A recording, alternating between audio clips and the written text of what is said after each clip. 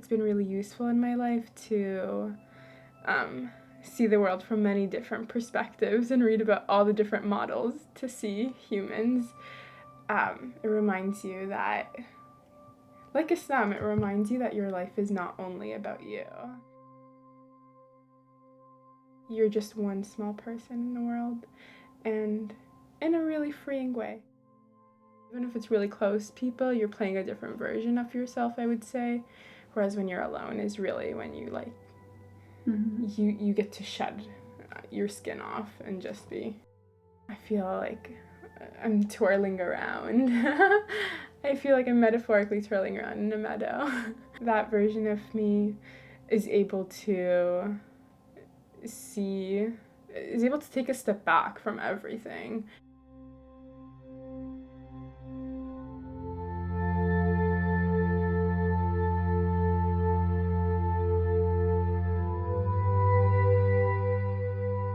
I really do wish that I'd learned a more fluid version of Islam growing up, and one that doesn't make you feel guilty, and one that's like, if I'm allowed to use the phrase, emotionally intelligent, as opposed to the fear-based Islam that we learned.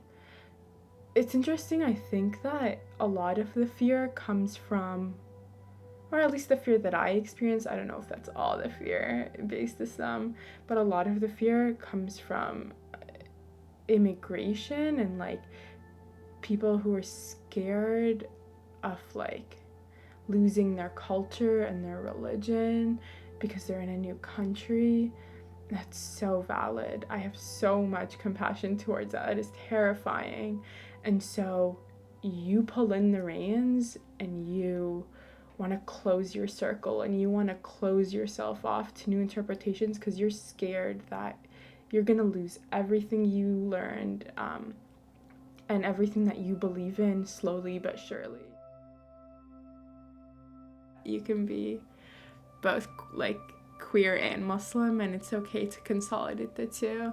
You don't have to shun yourself to isolation, or like you don't have to take it upon yourself even to berate yourself about like not being Muslim enough.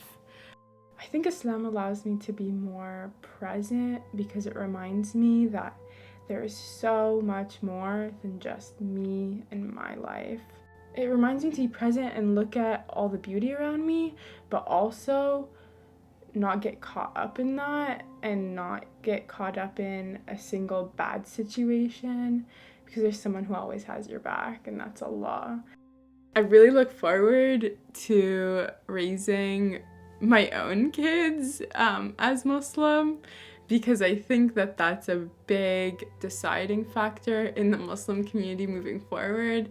Like, how are you teaching the next generation of Muslims to be Muslim, as well as doing the work to unpack how you